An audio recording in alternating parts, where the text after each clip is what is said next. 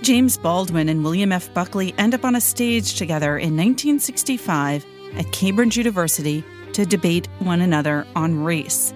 Nicholas Buccola will be here to talk about his book, The Fire is Upon Us. What's it like growing up black and gay in the South? Poet and now memoirist Saeed Jones will be here to talk about his book, How We Fight for Our Lives. Concepcion de Leon will give us an update from the literary world. Plus, we'll talk about what we and the wider world are reading. This is the Book Review Podcast from the New York Times. I'm Pamela Paul.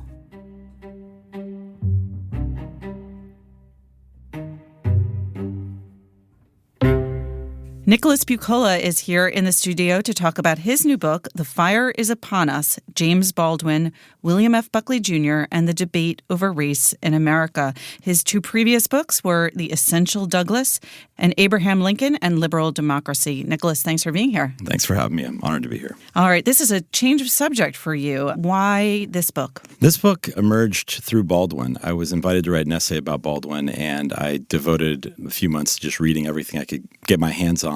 And then I dug into the YouTube archives of all these videos of Baldwin, and I found the debate with Buckley, and I became transfixed. It was just such a dramatic moment of these two men who embodied movements in a way, and they to have them on this international stage clashing, I sort of became mildly obsessed with it. And so I wrote that essay using the debate as a framing device. And as I worked on the essay, I kept thinking, there's a book in here. And then that book kind of grew and grew and grew to a kind of joint intellectual biography. They're born about a year apart from each other. And so I thought I could sort of weave their intellectual biographies against the backdrop of the rise of the civil rights and conservative movements. I have to say, a word in favor of YouTube. All of these things are on there, and you can go online and just Google Baldwin Buckley debate, and it comes right up. I just want to play a quick clip from that debate. This is Baldwin. We have a civil rights bill now. We had an amendment, the 15th Amendment, nearly 100 years ago.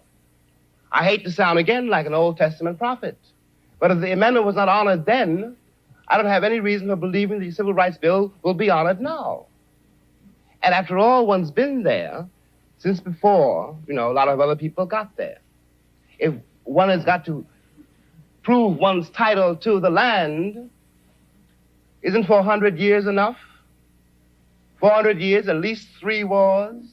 Later on, we'll play another clip from Buckley, but let's start with something you just mentioned, Nicholas, which is that these two men were born only 15 months apart in New York City, could not have had more different circumstances in terms of their births and upbringing. Let's start with James Baldwin. Baldwin's born in August 1924 in Harlem, and he's the oldest of 9 children. And Baldwin describes his childhood as being one that's really marked by domination. His experience is one in which there's all sorts of individual people in his life, police officers, landladies, landlords, that he sort of sees as enforcing kind of boundaries on his growth as a human being. And he sees his parents victimized by racial oppression, by economic anxiety, by a lack of economic opportunity. And so Baldwin describes growing up in Harlem in his autobiographical writings in a really powerful way of really a set of circumstances in which he feels so limited as a human being, and he has to try to figure out a way to find some modicum of power to fight back against this oppression.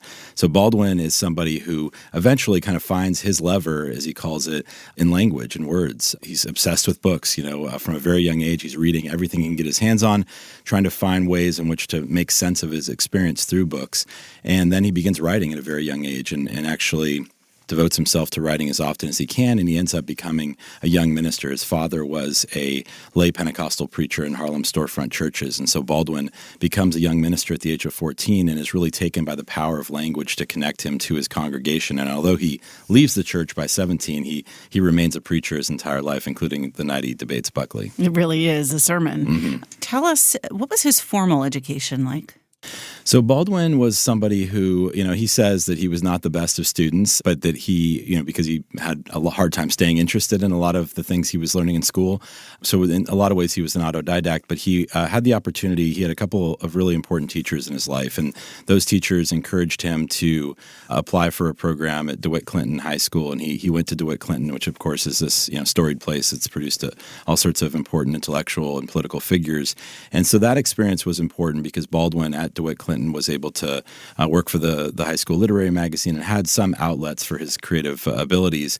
But he was somebody who did not have an opportunity to go to college. So in many ways, people are familiar with Baldwin's writings, assume that he has some sort of, elite education, but in fact he didn't. I mean, he was somebody who was largely self-educated and was really just a student, from, a very early age till, the day he died. All right. That's a good moment to just pivot quickly to Buckley, because we associate him so much with the institutions that he attended. Of course, God and Man at Yale. But let's start with his birth in New York City. Buckley is, as I say at the beginning of the book, he may as well have been born on a different planet, the same city, but may as well have been a different planet. Buckley is somebody who is born into immense wealth. So Buckley's father is somebody who made and lost and regained fortunes in the real estate and oil businesses. His mother comes from old money, a proud daughter of the Confederacy. So I say that his father had new money, his mother had old money. The key word there is money, and they used that money to provide their 10 children with a very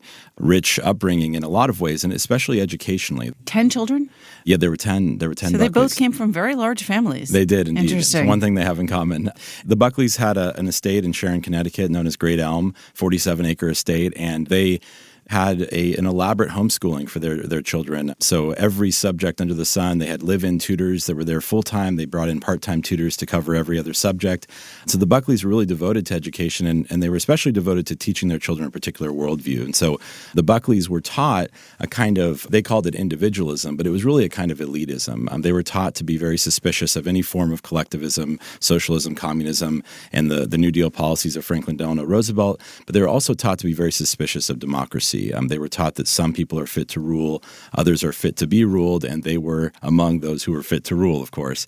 And so Buckley he never really desires to become his father. He doesn't want to follow him into business, but he really wants to devote his life to defending the worldview that his father taught him and his mother taught him. And so in that hierarchical household where they're taught these values of hierarchy, those values were thoroughly racialized as one of the key themes of the book. And so Buckley's racial politics in many ways, emerge at a very young age, and he sustains those throughout his life. So it's interesting that both Buckley and Baldwin, for very different reasons, are suspicious of certain aspects of American democracy. That's true. And it's these moments, in the book when I say there's some surprising overlaps where, Baldwin and Buckley have this suspicion of liberalism. They have some suspicion of democracy. They have some suspicion of the capacity of law to bring about social change.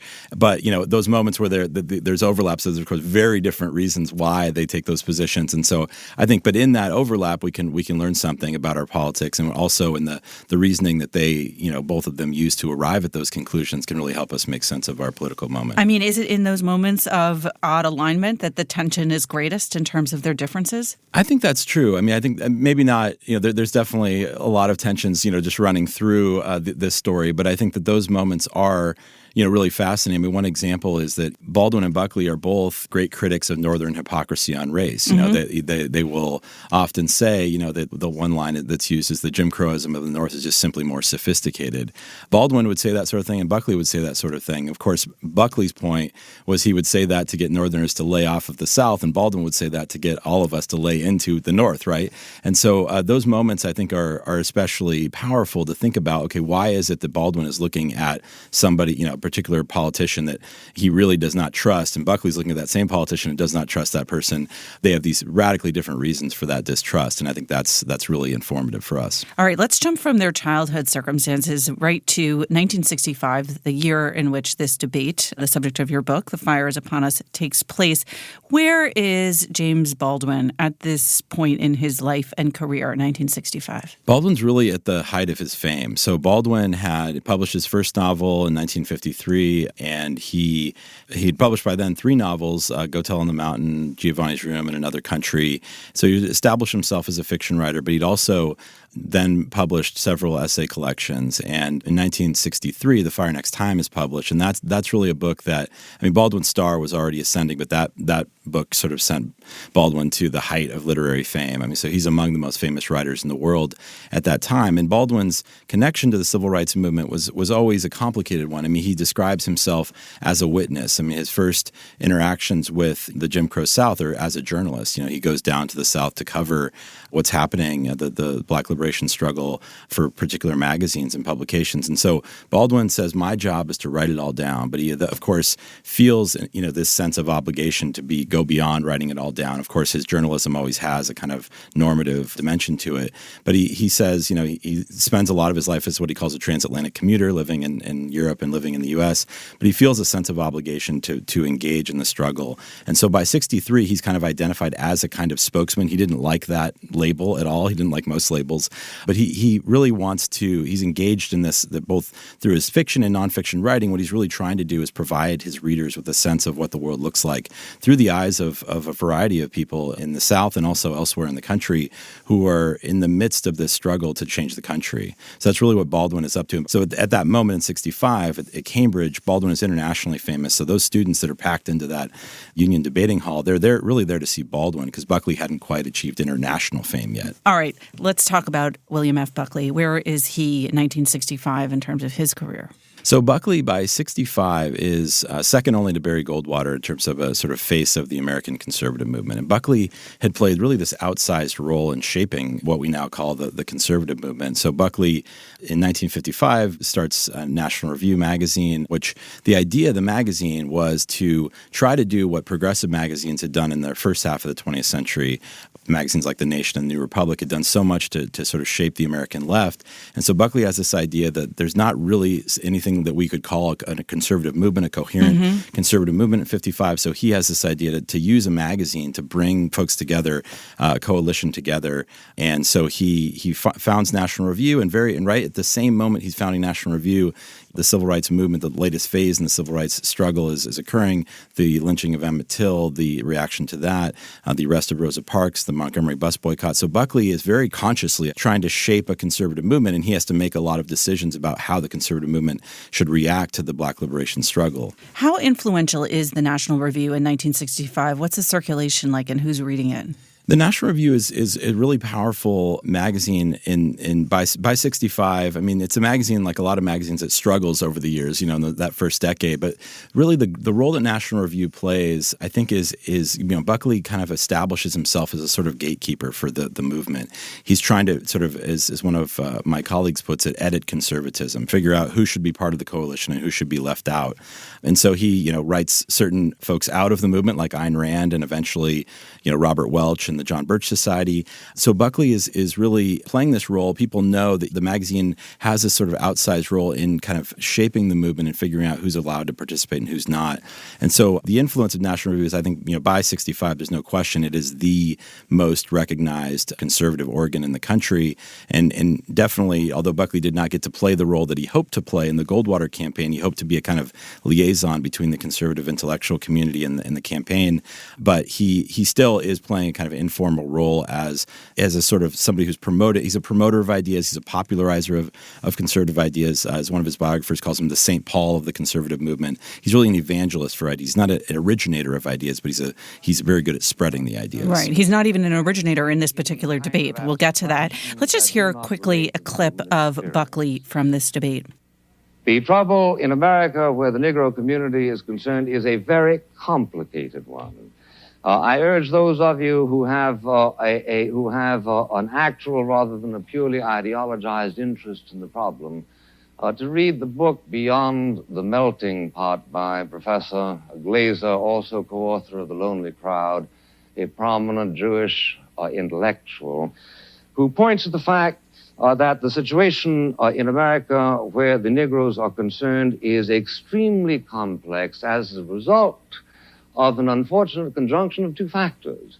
One is the dreadful efforts to perpetuate discrimination by many individual American citizens as a result of their lack of that final and ultimate concern which some people are truly trying to agitate. The other is as a result of the failure of the Negro community itself to make certain exertions which were made by other minority groups during the American experience.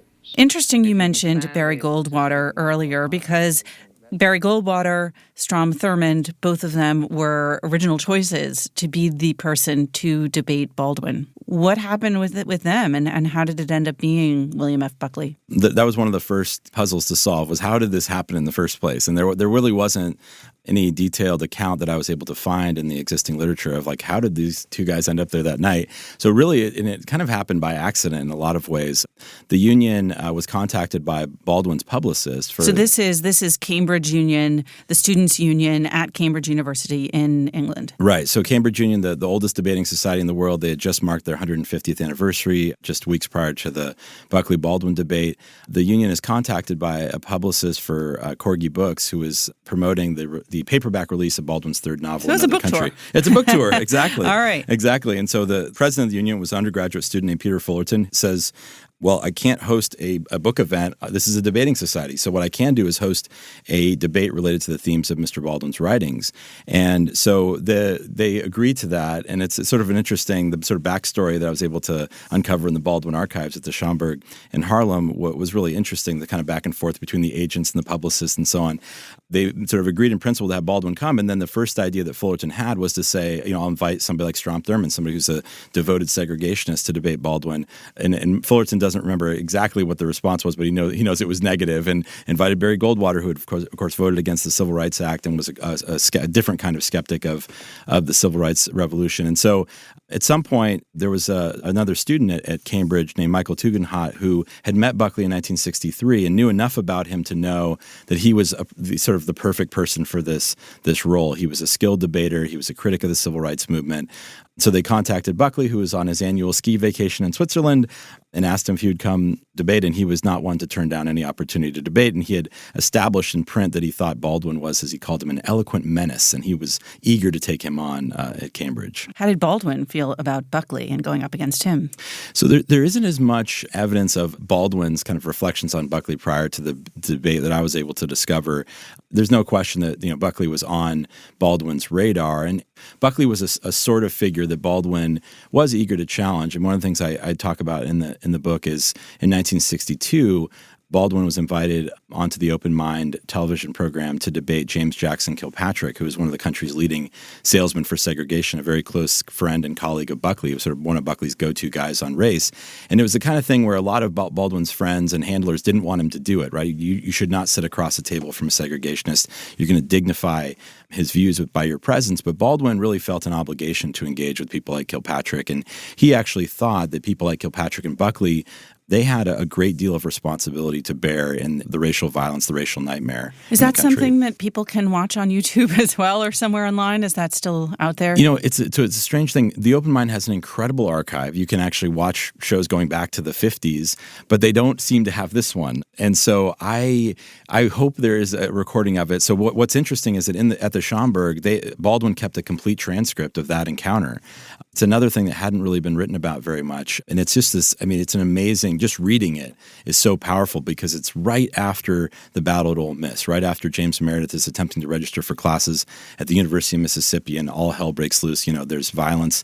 And Baldwin begins the show. They're welcome to the show. And Baldwin looks at Kilpatrick and says, "You think there's a difference between men like you who write these sophisticated books and articles defending segregation and the people in those streets committing acts of violence." And he says, "I hold you, sir, far more responsible than those people in those streets, because they are caught in a web of delusion, this delusion of white supremacy, and you are weaving that web for purposes that have nothing to do with them." And he says, "I accuse you of betraying those white people in the South. You are pursuing your own agenda for your own purposes." And so Baldwin starts out the conversation that way, and then proceeds to kind of play the role of kind of cross-examining Kilpatrick for the duration of the show, and just kind of interrogating him about his white supremacist views. It's an extraordinarily powerful encounter. Yeah, so hopefully, I'm hoping with the book coming out, maybe some of these things will be uncovered in some archive. Somebody has a recording, an audio or video recording of that.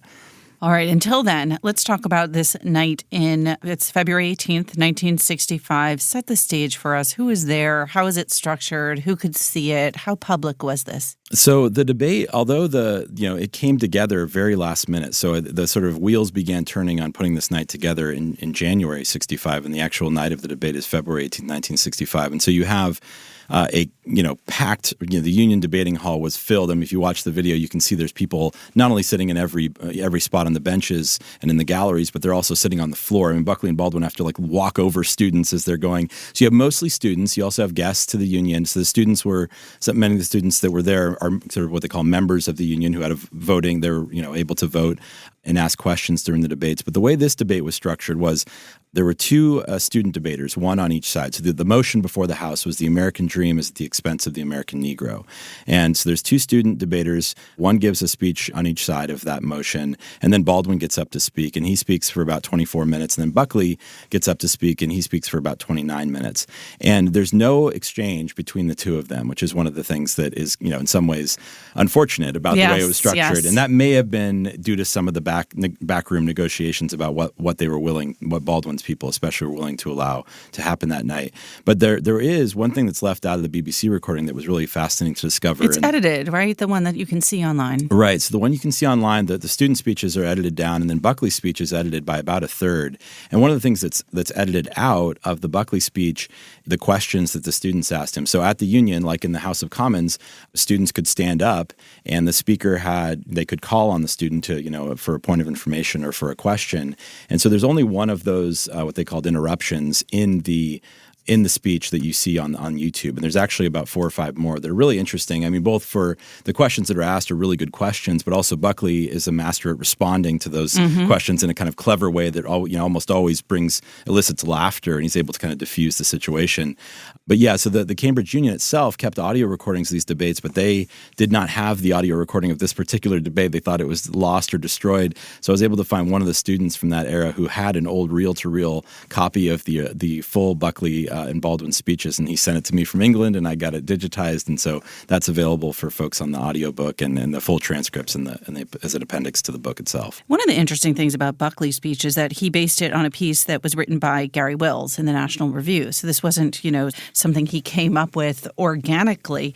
I think that might surprise people who are more familiar with Wills's later work, but most people know that he was early on protege of Buckley at the National Review. What was this piece? What did it say? Why did Buckley choose to base his talk on that?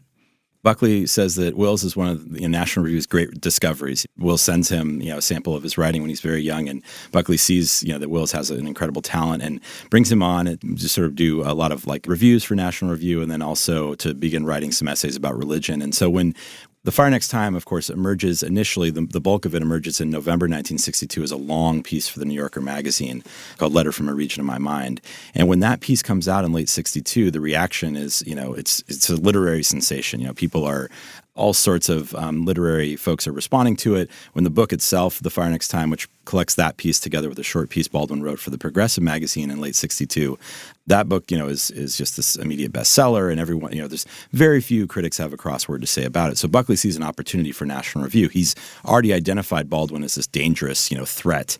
And so he says, what I need to do is get somebody to write a sophisticated critique of Baldwin for the magazine. And he identifies Wills as the right person to do that. Wills is somebody who's, Baldwin in The Fire Next Time, and that book is dealing with such huge issues, philosophical issues, religious issues.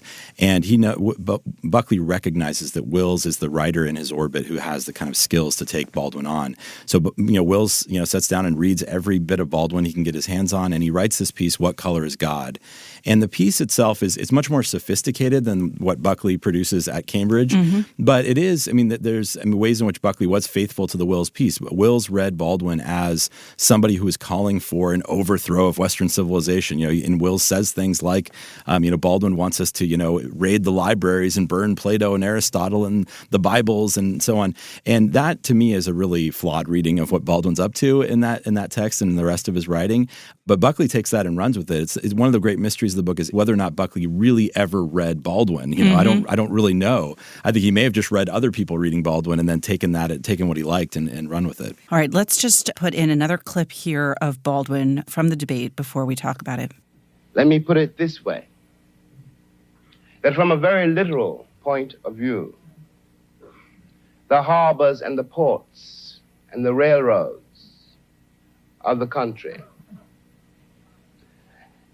the economy, especially of the southern states, could not conceivably be what it has become if they had not had, and do not still have indeed, and for so long, so many generations, cheap labor. I am stating very seriously, and this is not an overstatement,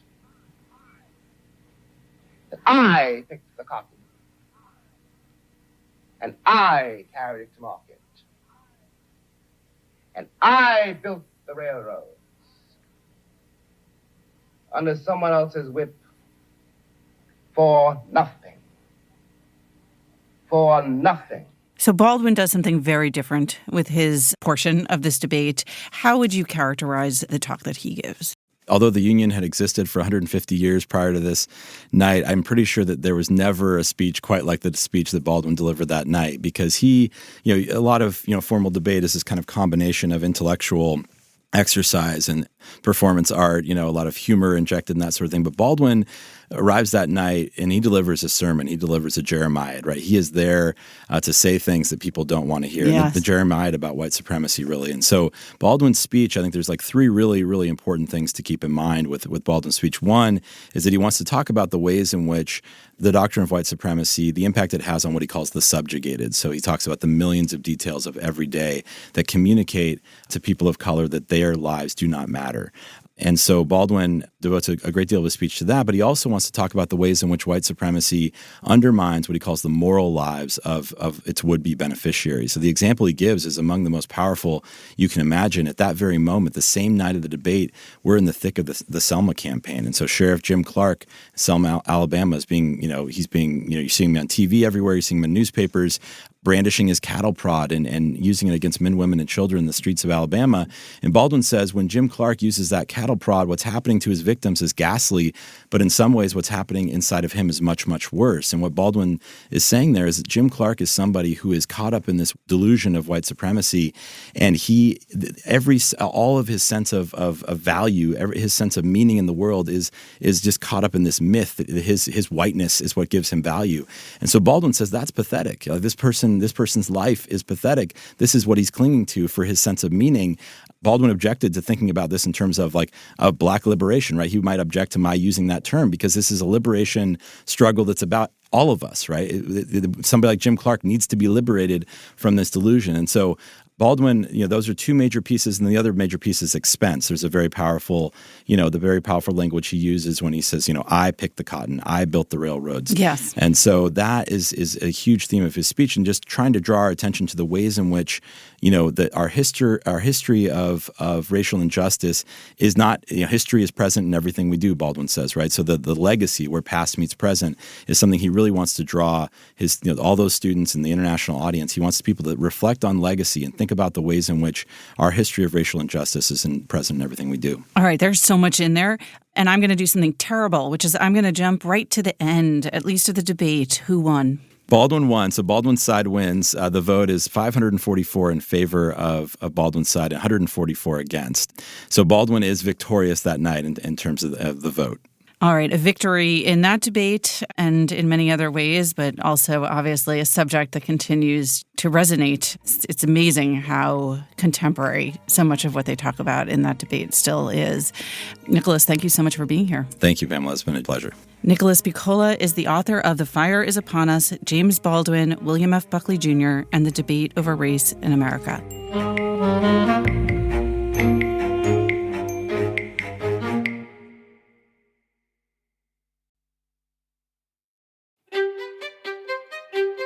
Last year, we did something really fun on the podcast around the same time of year, and we are doing it again.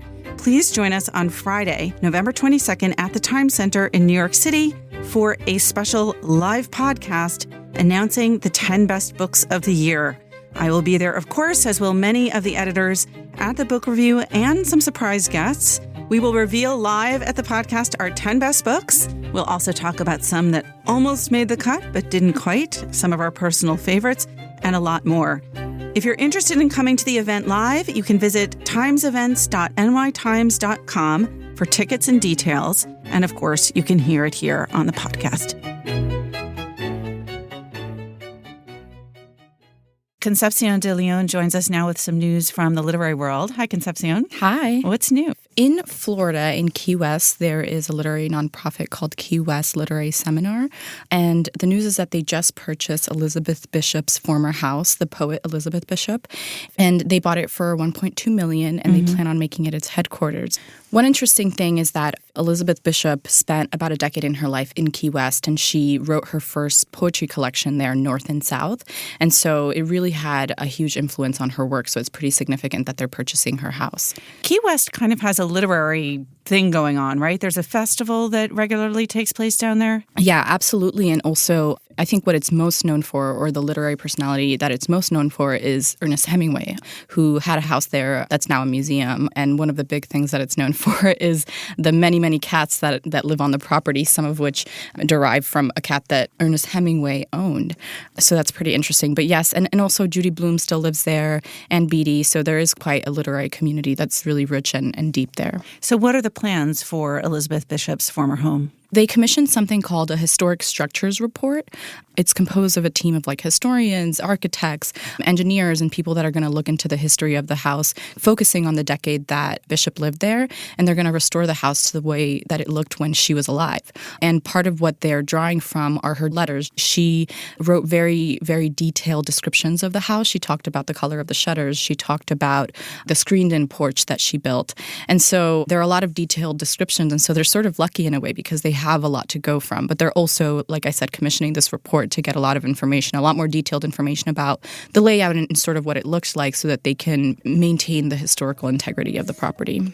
I've never been to Key West. Have you? I haven't. All right, let's go down there. Yeah, we have to. Yeah, and visit Elizabeth Bishop's house. All right, Concepcion de Leon, thank you so much. Yeah, thanks for having me.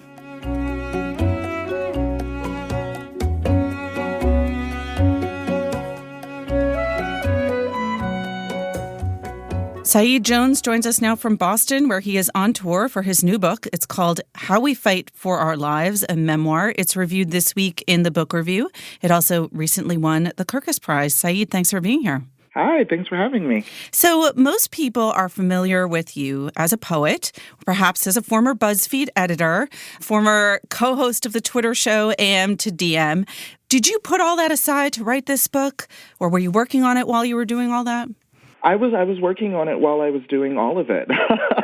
and I think, I learned a lot in unexpected ways. I think, being in a newsroom for 6 years and watching reporters and editors, navigate the ethics of telling other people's stories and writing about often really difficult experiences impacting other people. For example, that impacted how I wrote about my mother and my grandmother. Mm-hmm. Or obviously watching the conversations that I often participate in myself on Twitter.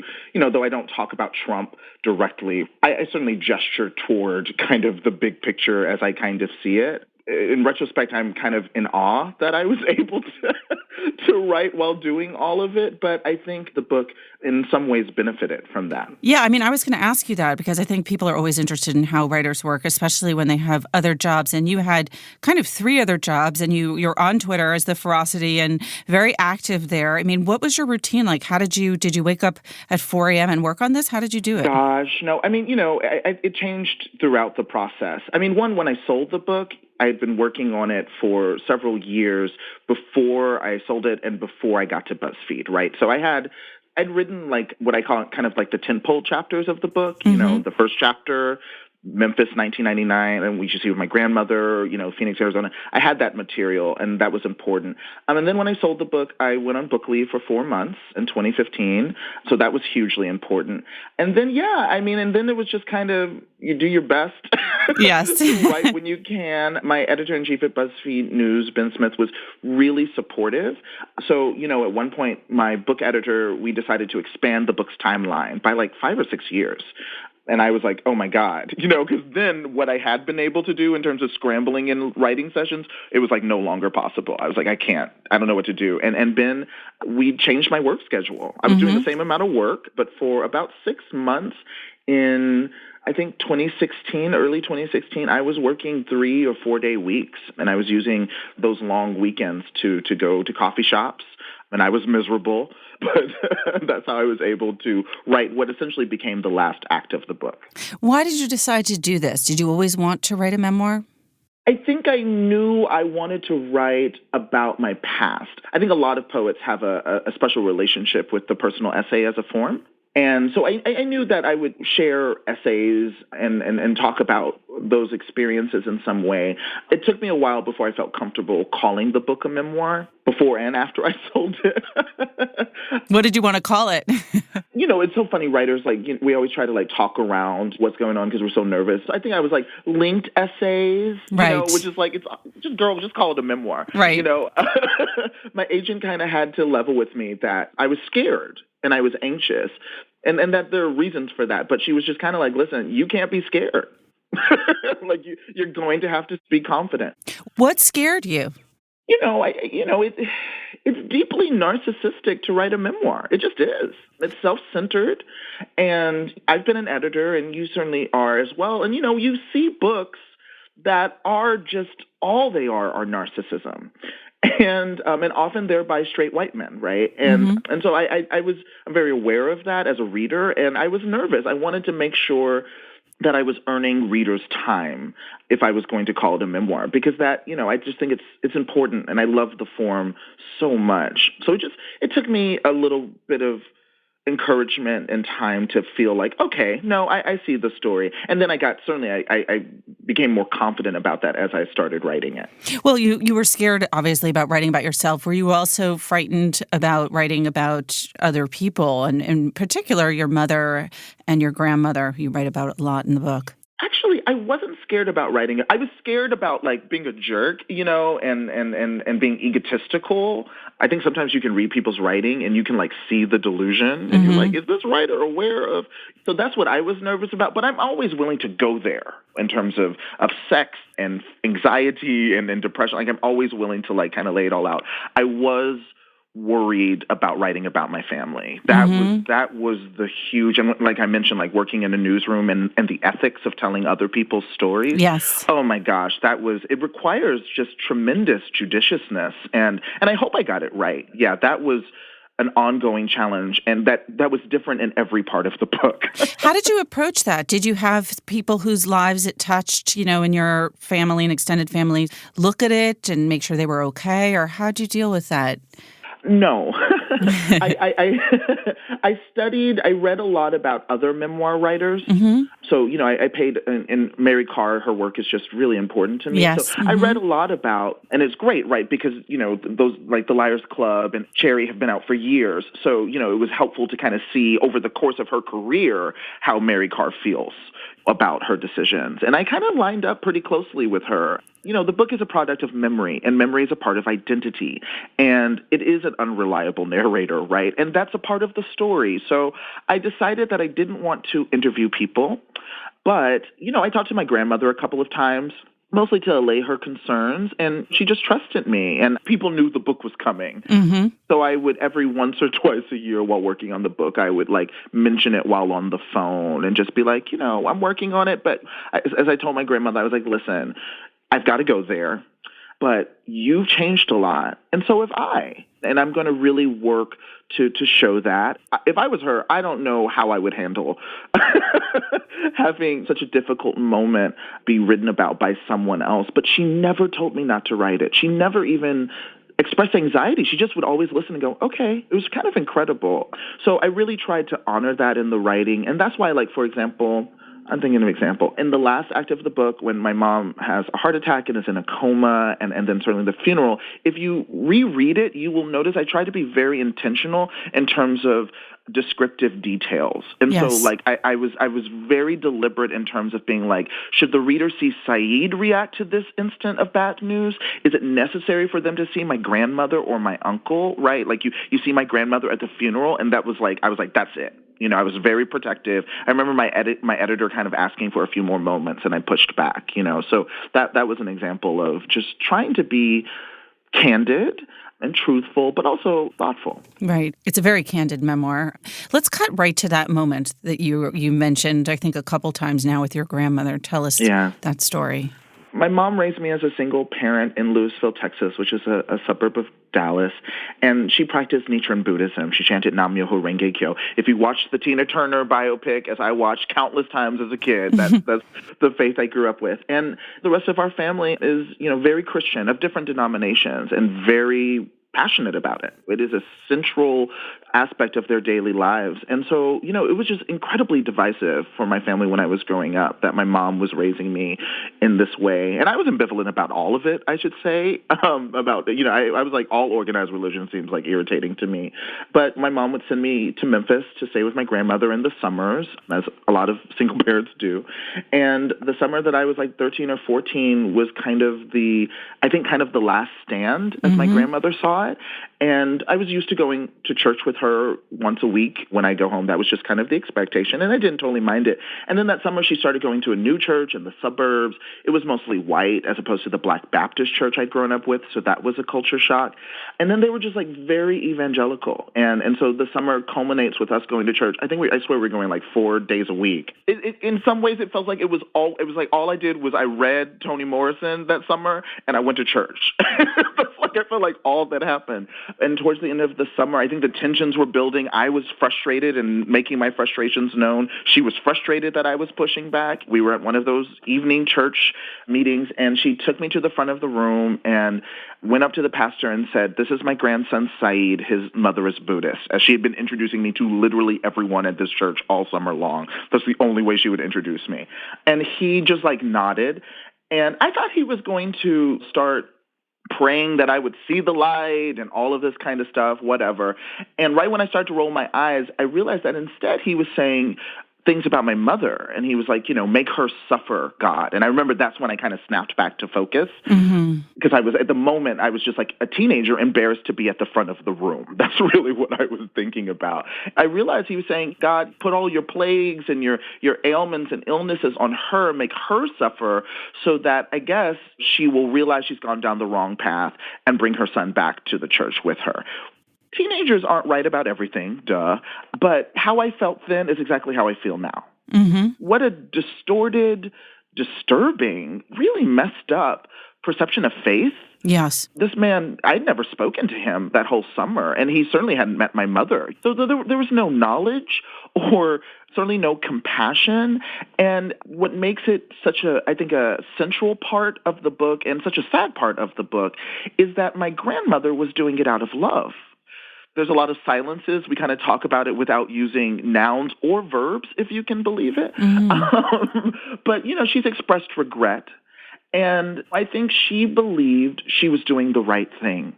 And I am really interested as a writer in those moments when you can have two people in the space and no one is the antagonist. Right. Like, what does it mean when everyone is doing their best and being proactively loving, as I believe my grandmother was trying to be, and it still results in tremendous hurt?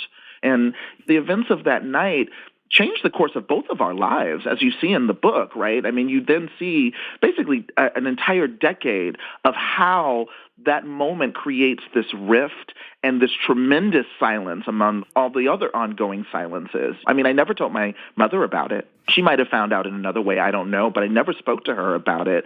And when my mom then has a heart attack the night before Mother's Day, and I show up in Memphis and she's in the ICU, and I'm looking at my grandmother and she's looking at me, we didn't say it, but of course, all either of us were thinking about was that night in 1999. You write about a number of really difficult things and moments in the book, from homophobia that you experienced growing up, Black, gay, Buddhist on top of it in Texas, to a really terrible physical assault with a lover in college. Was it difficult for you to kind of relive those moments, or did you tap into that easily? How was it writing about those? Interestingly, it wasn't difficult actually to write about those moments. Part of it is, my career at this point. So by the time I sold the book, for example, I was working as an LGBT editor at BuzzFeed News, right? And then a culture editor, which is to say I was just seeing from the perspective of a newsroom the pervasiveness of this violence. And so I think seeing all of that and then, like, certainly talking to people, reading about the epidemic of violence against Black trans women, for example, I don't know. I think when I sat down to write about those moments in the book, I was like, I'm not so special. And I need to figure out how to write this in a way to connect it to the context I'm witnessing. Because I didn't want readers to say, oh, this is so unique, this is so isolated. I want readers to go, oh, wow.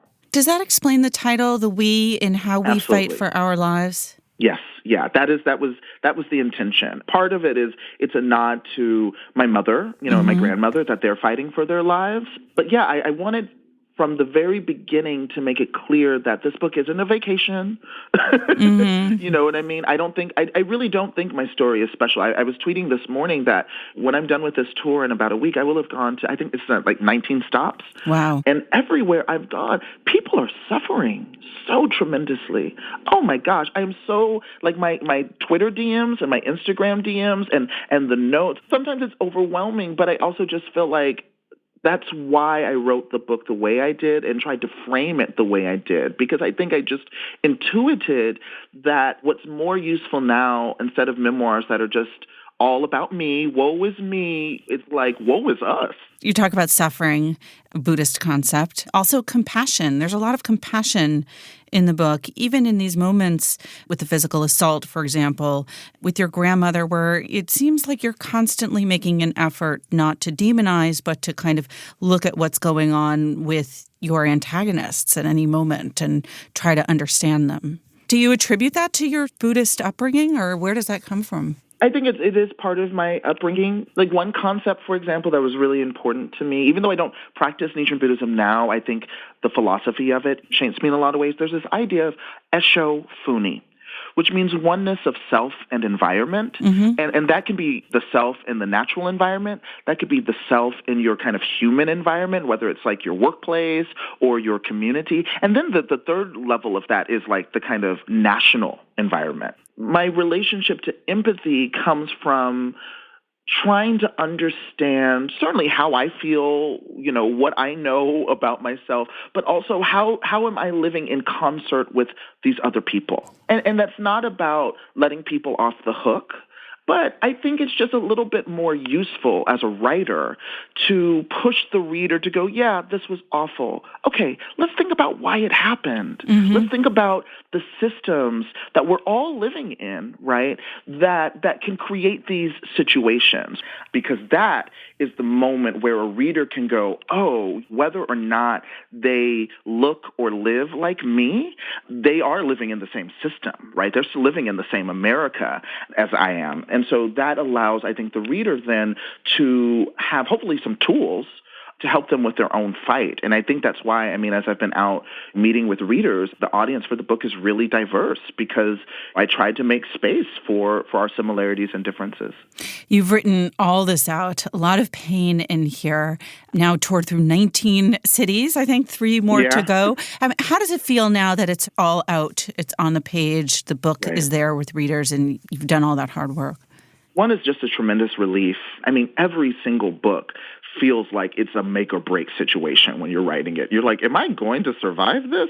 And that's regardless of subject matter. But yeah, certainly. There was a moment, I think in 2016, where I was writing about my mom in the hospital, and I was crying so hard, I had to have a friend come get me. And I was like, I just don't know if I'm going to survive this book. And I survived it, right? And so I'm really proud of that accomplishment. And of course, it's wonderful that readers are identifying with it and connecting with it, and the critical praise. It's wonderful. The entire thrust of the book is my fight to feel that my whole self will ever be welcomed in America, right? Like, that's the entire kind of journey of the book. Will I be able to be myself here? And to have the story welcomed and embraced by readers, I think, is a pretty emphatic yes. And it's a wonderful feeling. Well, we will end there. Congratulations so much on the book, all the critical praise, the feedback from readers. Saeed, thank you so much for being here. Thank you for this conversation. Saeed Jones's new book is How We Fight for Our Lives, a memoir.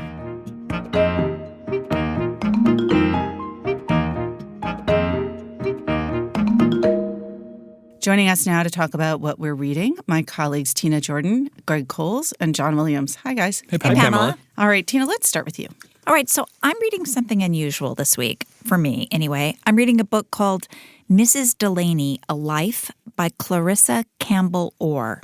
And it's a biography of an 18th century collage artist told largely through the letters that she wrote. She was from a very well-connected family in Wiltshire. She endured an early terrible marriage to an overweight alcoholic who finally died in his sleep, at which point she wrote, "Finding myself free from many vexations soon brought me to a state of tranquility I had not known for years." Grieving widow. Right. Her second marriage was very happy. Her letters are full of gossip about family, friends, news, politics, the royals, books. She was an avid reader. But when she was in her 70s, she was sitting in her drawing room one day and she noticed a similarity between the petal of a geranium and a scrap of red paper next to her. And so she had some sort of, just an idea, and she picked up her sewing scissors and started to cut up the paper. And she became a collage artist. She used flour and water and snippets of colored paper, which she pasted on black paper. She first came to my attention about 10 years ago when Yale had an exhibition of some of her work. So all her work is collected in something called the Flora Delanica, which is at the British Museum. It's so fragile, it's not on display. You have to ask to see it, and I suppose you have to have some reason to see it. But when I tell you they're collages, that really doesn't do justice to them. A single flower can have hundreds and hundreds of pieces of paper layered on. They're astonishing to look at. Wait, have you been there and seen them in person? Yale had a few of them. Mm-hmm. They didn't have the whole thing. They're 10 notebooks. So Yale had a few of them 10 years ago, and that's what I saw. She wrote to her niece, "I've invented a new way of imitating flowers," which I just love. But I'm a sucker for anything letters related to. I love epistolary novels. This is basically a biography told through her letters. She just sounds like she was fascinating. And I would love to have one of these collages, hanging on a wall in my house. However. Someday. John, you're reading something also not new. Not new, and something that I've been meaning to read pretty much since it was published in 2003, and it won the Pulitzer Prize in 2004. It's a novel called The Known World by Edward P. Jones. Oh, yeah, that's a novel I've been wanting to read, too. Yeah, it's one of those things where you go through phases, and sometimes I've been wanting more to read it than other times, but I finally picked it up and said now is the time. And I was at HarperCollins, the publisher. I was working there when it was published by them, an imprint there, and I remember there just being a lot of love in the house for this book and a lot of admiration for it, and for good reason. The book has a very easy elevator pitch, unfortunately, but it's much richer than that. The elevator pitch is that it's a novel by an African-American author about slavery in the 19th century, and it is about a slave owner who himself is black. He grew up on a plantation, and his owner really liked him and sort of thought of him as a protege of sorts. And when this slave, whose name is Henry Townsend, the main character, when he's bought out of slavery by his parents, he eventually starts buying slaves of his own. And he has eventually, I think, maybe 30 or more. And the book opens with his death. It then is very fluid in terms of how it goes back and forth in time. There are a lot of secondary and tertiary characters. It's not an easy book to put down and immediately get back into if you let it go for too long. So I think you need to kind of get into its flow.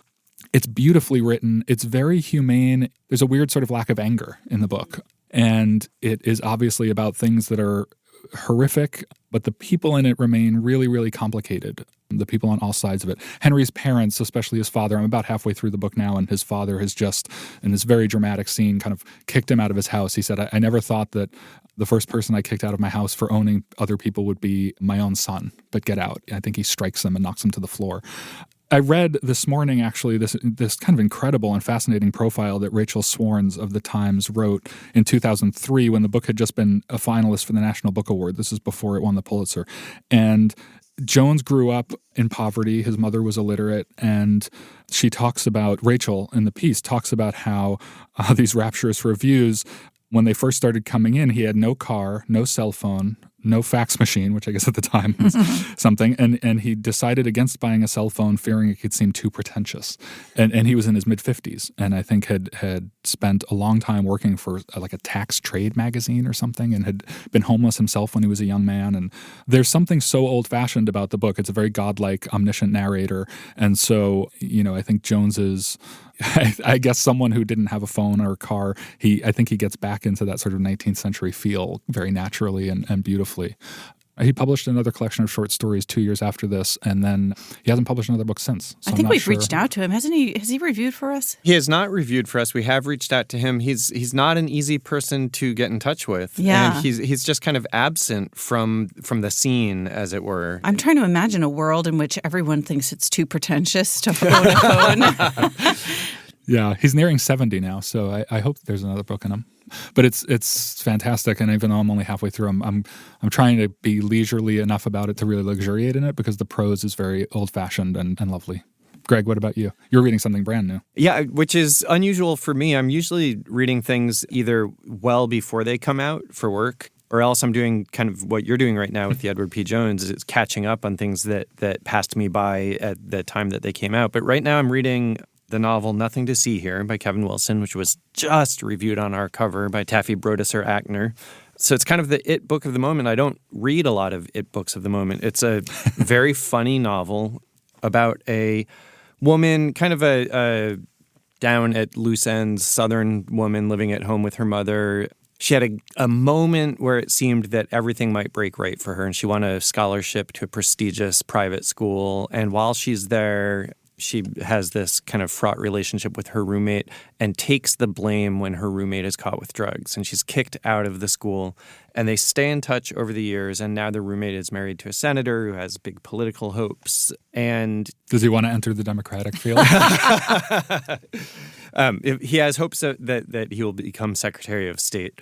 And he has twin children from a previous marriage whose mother has just died, and these children are now coming to live with him as a result. And they have a propensity to burst into flame whenever they get agitated. And literally.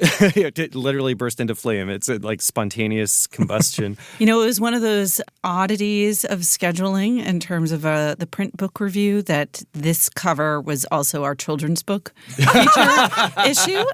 So we had kids burning up on the cover. I was the editor who assigned it to Taffy, and when I described the book to her, she looked at me for about 5 seconds, and she said, "Really?"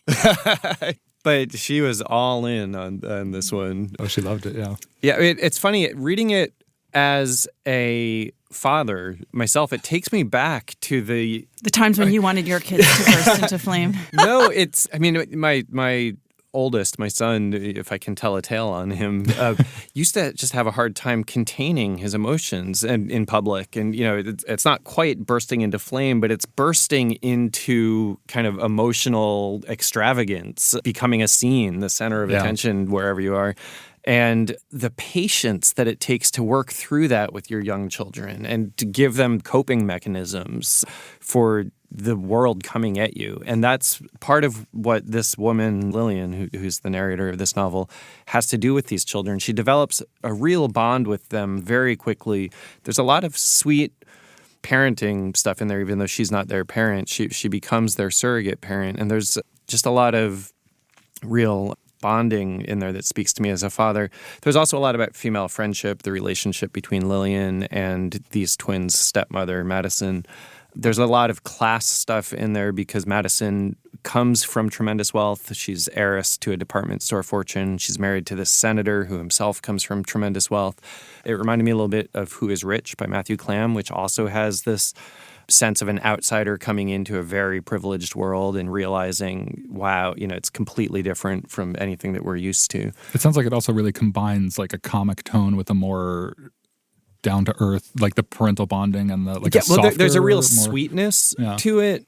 I'm just over halfway through at this point. I know from Taffy's review that there is a turn in the last third of it that feels inevitable when you reach it. I'm not there yet, so I'm trying to guess what it might be. But yeah, it's very comic. And there are moments that I really laugh out loud at, just kind of passing observations, either about parenting or about life in general. The kids are big readers, and when they come to stay with Madison in the guest house on the senator's estate, the house is filled with Nancy Drew books. And that must be taking you back to, I remember all my Hardy Boys books lined up with their blue spines. And she says, can we read all these? And Madison says yes. And she's like, we love to read, but we were at our grandparents' house and they only had books about World War II. There were 4 different books about Hitler. That's so right. Pamela, what about you? What are you reading this week? I'm also reading a new book, which is uncharacteristic of me. It's Megan Daum's new essay collection, The Problem with Everything, My Journey Through the New Culture Wars. And it's different for me in another way in that this is a book where I kind of agree with a lot of what she's saying, which I don't often like to read books that I thoroughly agree with because it's just you're not really learning anything new. But she is a really good writer, a really strong essayist, and very persuasive in this book, kind of interrogating her own assumptions and then flipping them and re-interrogating them. And the cover kind of gives you a sense of just how into various controversial issues that she goes, because on the cover it says microaggression, toxic, fascist, rape culture, triggered, badass, violent speech, identity politics, gaslighting, patriarchy, privilege. There's like kind of nowhere that she doesn't go in this book. All of that is in the subtitle? No. They're just... That's all in the art. The design. And it's interesting because she has a great way with titles. I think I picked this up mostly because of the title, because I'm often talking about the problem with everything. My problem with everything is probably a little bit different from her problem with everything. But the last book that I read by Megan Daum, I also read because of the title. And that book was not one of her most well-known books, but it was Life Would Be Perfect If I Lived in That House, which is something I've certainly have thought to some degree or another before. So I just finished that book. I want to ask all of you a question courtesy of or by way of one of our listeners, Edward W. Wayland. He emailed me back in September, and he asked a question that I always want to ask all of you because I'm a very slow reader.